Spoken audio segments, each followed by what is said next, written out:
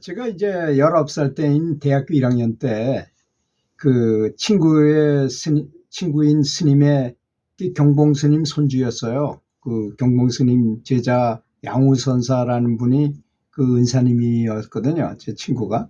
그래서 이제 경봉 스님 밑에서 그 휘하에서 그 결제를 3개월 동안 하고 고생을 많이 하고서는 고향을 한번 찾아온 거예요, 이 친구가.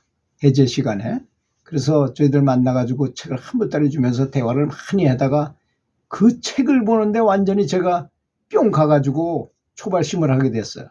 진짜 저는 굉장히 길게 했어요. 한 보름 동안 정말 잠도 안 하고요. 밥을 먹는 모래 씹는 것 같고 너무 흥분되고 너무 설레가지고 또 이런 글이 어떻게 있을 수가 있는가. 만공선사의 그 효봉선사님 뭐 이런 분들이 말씀하신 그 법어를 보고 너무너무 감동을 받았어요. 그랬던 기억이 납니다. 그래서 출가하겠다고 했는데 장남인 제가 뭐 출가하게 하시겠어요, 부모님들이. 그래도 안 해도 된다는 마음속에 어떤 그런 게 올라와서 그냥 제가자로서도 가능하다 이런 생각이 들더라고, 이상하게. 그래서 출가는 안 했습니다. 출가하겠다고는 했지만 그렇게 뭐 강력하게 하지는 않았습니다. 만약에 정말 출가하고 싶다면 제가 집을 나와서라도 출가했겠죠. 그런데 그렇게는 안 했다는 것입니다. 그래서 이제 자나깨나 안제나 서나 참선을 하고 다녔어요. 무자화두를 들었습니다. 그런데 절은 갈 수가 없고, 그래서 오대산, 제 고향이 바로 오대산 바로 밑에 있는 진부라는 곳이에요. 거기 어물쩡거리 있는 가게 그 셋집에서 제가 태어났어요. 아버지는 장돌뱅이 같은 그런 장사를 하시는 분이었고, 그래서 그 오대산에 대한 얘기를 많이 들으면서 자랐고, 먼 친척들도 그쪽에 살고 그랬어요. 그래서 그 제가 원주 지역으로 이사를 왔음에도 불구하고 그쪽으로 자주 놀러, 고모네 집이 거기 있었기 때문에, 진부에 있었기 때문에, 그럼 거기 가면 이제 도에 미쳤을 때니까 그 오대산은 절에는 못 가고 조개골이라고 있어요. 일사거리라는 데서 이렇게 월정사 가기 전에 좌측으로 들어가면 골짜기가 있는데 그게 바로 조개골이라는 골짜기입니다. 참 경치도 좋고 참 도닦기 좋은 곳이에요. 거기 아주 먼 친척이 있었어요. 그 집에 가서 기거하면서 한 달 동안 참선을 나름대로 열심히 했는데 거기서 듣고 보고 들은 얘기가 굉장히 많아요. 거기 보니까 그 옆집엔 또 무속인이 와가지고 기도를 하라고 와 있었어요. 그리고 이제 거기 있는 우리 먼 친척하고 같이 대화를 했는데 그 친구가 그렇게 말을 하는 거예요. 저보다는 형벌이었는데 아주 굉장히 친하게 지냈어요. 그 위에 있는, 그 바로 위에 있는 절이 사고사라는 절이에요. 사고사라는 암자, 그 5대 5개의 암자 중에서 뭐 동암, 서암, 뭐 중암, 뭐 이렇게 여러 그 암자가 있잖아요. 근데 하여튼 서대에 속하나 그럴 거예요, 거기가. 그런데 거기에 그 사고사라는 절에 스님이 계시는데 사람이 병이 들면 오라 그래서 그 환자가 오면 엎드리세요 하고는 이 천정에다가 줄을 하나 매놓고 발을 지그시 이 등짝 위에다가 얹으신답니다. 그래서 숨을 들으시고 내쉬세요 하면서 내쉬면서 같이 동시에 지그시 밟아준대요. 호흡을 아주 완벽하게 시키는 거죠. 그리고 또 들어주세요, 내쉬세요 하면서 지그시 밟아주고 하는 거를 한 300번에서 500번을 매일 이렇게 시키고 보낸답니다. 만병통치랍니다. 만병통치. 그래서 저도 제 친구도 카이로프라틱 하는 사람이 있고 가만히 보니까 제가 이제 중학교 교사였어요. 그때 당시에. 그리고 체육 교사들은 양호실이 그 전에 없었어요. 양호 교사가 없는 시절이어가지고. 그러면 그 약을 치과에다 두고 있어요. 그럼 학생들이 와요. 그걸 이제 요거 척추가 휘었기 때문에 배가 아픈 것이다. 척추를 펴놓으면 괜찮을 것이다. 근데 애들 잘못 걸리다가 이거 뼈를 잘못하면 안 되잖아요. 그래서 판자떼기 같은 걸 놓고 이렇게 지그시 눌러주는 거예요. 그럼 뚜두둑 소리가 납니다. 야, 그럼 너 이거 선생님이 이렇게 만들어줬으니까 너 괜찮을 거야. 근데 만약에 아프면 다시 와라. 2년 동안에 한 500회 이상을 했는데 한 번도 다시 온 애들이 없었어요. 만병통치입니다, 정말로.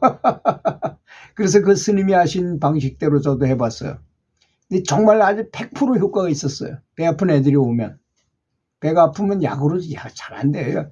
등뼈가 휘어 있다는 것입니다. 사람이 이렇잖아요. 이렇게 척추가 이렇게 서 있는데 척추에 여기 이제 매달려 있는 이 척추에 장기들이 각종 장기들이 매달려 있잖아요. 근데 위에 탈이 나면 그 우리 애가 튼튼한 애들은 착착 달라붙어가지고 업어도 별로 힘이 안 들잖아요. 근데 애가 축 늘어졌어. 그러면 굉장히 여기 압박이 올 거 아닙니까? 축 늘어졌으니까. 그래서 척추가 이탈을 한다는 거죠. 척추가 주로 이쪽 바깥으로 이렇게 이쪽으로 튕겨져 나와요.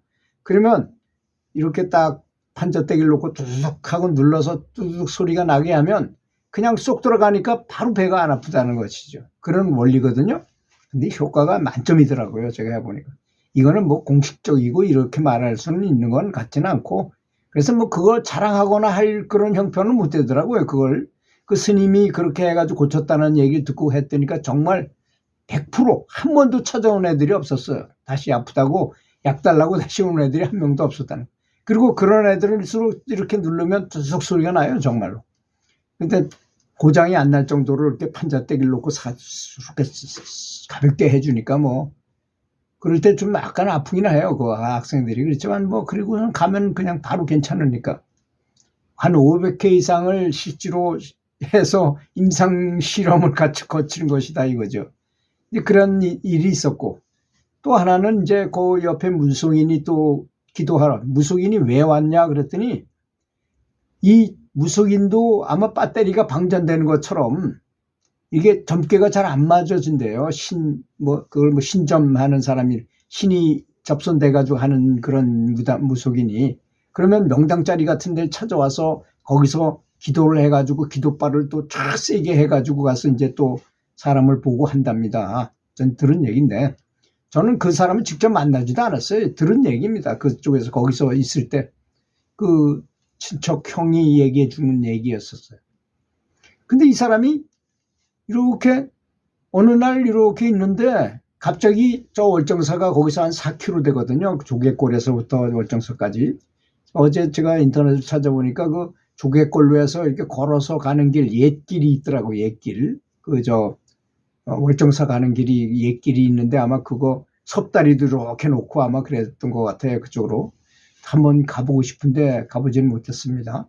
근데 그 월정사 쪽에서 한 4km 되는데 거기서 이렇게 큰 불이 났더라는 거예요. 불이 났더라는 것입니다. 월정사가 타는 것처럼 보이더라는 거예요. 그래서 그 무속인이 거기 신장로라는 길이 있어요. 지금은 다 포장됐지만 옛날에는 그냥 뭐 자갈밭 같은 도로 있잖아요. 옛날 도로. 그 도로를 따라서 서서히 간데 갈수록 점점 더 빛이 커지더라는 것입니다. 그래서 야, 불이 단단히 났는가 보다 해가지고 이게 무속인이 여자분이었었어요. 계속 가가지고 갔는데 그 월정사 그 산문 입구에 와서 이렇게 보니까 불은 안 났는데 빛이 확 나더라는 것입니다. 그래서 이거 왜 그렇지 해가지고 들어가 봤어요. 안으로 들어가 보니까 빛이 나는 곳이 이 법당에 있는 쪽이 아니고 요사체 있는 데서 나더라는 것입니다. 그래서 자꾸 가까이 가가지고 살짝 문틈으로 이렇게 보니까 탄어 스님이 주무시고 계시더라는 건데, 탄어 스님에게서 탄어 스님이 방광을 하신 거였더라는 것입니다. 그분은 방광이라는 이름을 몰라가지고 탄어 스님한테서 빛이 나온다고 말씀을 하시더라고요. 했다 그래요. 그래서 그렇다고 뭐 그걸 만나서 얘기할 것도 아니고 그냥 와서 그랬다. 그 얘기를 이제 그리고 돌아와서 탄어 스님이라는 사람이 방광을 했다는 것, 빛이 쫙 나더라, 신기하다. 이런 말을 했는데 그 사람들이야 뭐 그거 듣고 그냥 흘려버릴 이야기죠. 그냥 좀 신기하다 이 정도죠. 근데 저는 수행에 관심 있고 그런 사람이니까 그 얘기를 듣고 그거 언젠간 내가 얘기할 때가 오구나 이렇게 유튜브에서 얘기하게 될 줄은 몰랐습니다. 그렇지 않습니까? 유튜브에서 그 얘기를 제가 하게 될지 어떻게 알았겠습니까? 그렇죠? 그런데 그 탄어 스님께서 방광을 하셨다는 것. 그래서 또 유튜브에 보니까 대만의 어느 분이 지금은 그거 찾기가 어렵더라고요. 대만의 어떤 분이 법당 안에 들어가서 연부를 하기만 하면 방광을 하는데 빛이 가슴 속에서 나요. 가슴 쪽에서.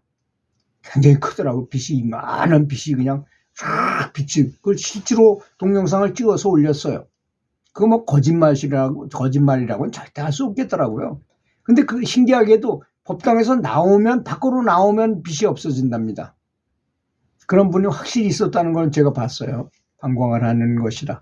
그런데 그거는 한 뭐 요 정도 되는 빛이었고 타너 스님이나 수월선사나 뭐 이런 분들이 하는 방광은 불이 나는 것. 저 40리 밖에서도 불이 난 것처럼 보일 정도니까 오늘 얼마나 대단한 것입니까?